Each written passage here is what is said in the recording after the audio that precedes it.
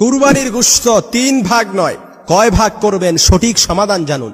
আমাদের সমাজে প্রচলিত একটা ভুল তত্ত্ব হচ্ছে কুরবানির গোশত 3 ভাগ করতে হয়।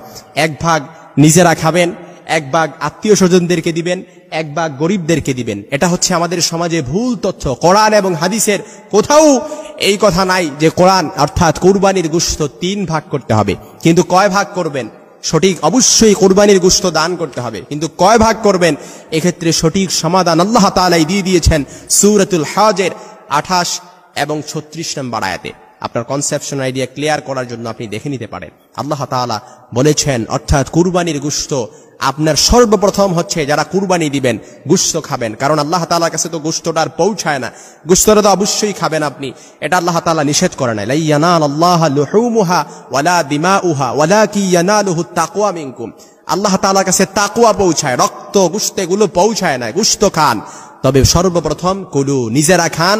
তারপর কি করবেন বা ইসুন, যারা হঠাৎ সমস্যায় পতিত হয়ে গেছে, লাখ লাখ টাকার মালিক ছিল, অনেক সম্পদের মালিক ছিল, এখন দিন এনে দিনে খায়, অর্থাৎ টাকা পয়সা কিচ্ছু নাই, কুরবানি দেওয়ার সামর্থ্য নাই, এরকম হঠাৎ সমস্যায় পতিত হওয়া ব্যক্তি যদি থাকে, আপনি তাকে কুরবানির গোশত দান করেন, তাকে দেন কুরবানির গোশত নিজেরা খাওয়ার পর, তারপর তাকে দেন।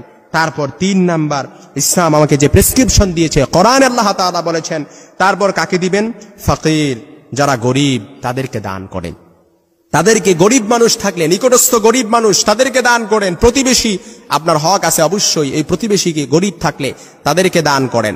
তারপর ইসলাম আমাকে যে প্রেসক্রিপশন দিয়েছে, কোরআনে আল্লাহ তাআলা বলেছেন মুতার, যারা চাইতে আসে তাদেরকে দান করেন। মুতারুন অর্থাৎ অনেক ফকির গরিব যাদেরকে আমরা চিনি না, অনেক দূর দূরান্ত থেকে চাইতে আসলে আপনি তাদেরকে দান করেন। তবে অবশ্যই চিহ্নিত কোনো ব্যক্তি যদি থাকে যে সে কুরবানির গোশত নিয়ে সে বাজারে কম দামে বিক্রি করে, কিংবা যে দামেই বিক্রি করুক না কেন, ওই ব্যক্তিকে কখনো কুরবানির গোশত দেয়া যাবে না, কারণ কুরবানির গোশত বিক্রি করা এটা হারাম।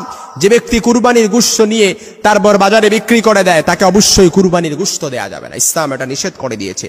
সর্বশেষ কুরবানির গোশত যাকে দিবেন সে হচ্ছে কানিয়া, যে আল্লাহর দেয়া রিজিকে সন্তুষ্ট থাকে, কুরবানি করার সামর্থ্য নেই কিন্তু কারো কাছে চাইতেও আসে না, ওই ব্যক্তিকে দেন। আল্লাহর দেয়া রিজিকে সন্তুষ্ট আছে, নামাজ পড়ে 5 ওয়াক্ত, ইসলামের বিধিবিধানগুলো মেলে চলে, এরকম সমাজে আমি বলতে চাই না, কিন্তু দেখা যায় প্রিয় ভাইয়েরা, আপনারা যদি লক্ষ্য করেন অনেক মসজিদের ইমাম মুয়াজ্জিনরা আছে যারা সামর্থ্য নাই, অর্থাৎ বেতন পায় 10 থেকে 12,000 টাকা, ম্যাক্সিমাম মসজিদে এখন এরকম। ওই ব্যক্তি কিভাবে 25,000 20,000 টাকা শরীকে ওই ব্যক্তি কুরবানি দিবে?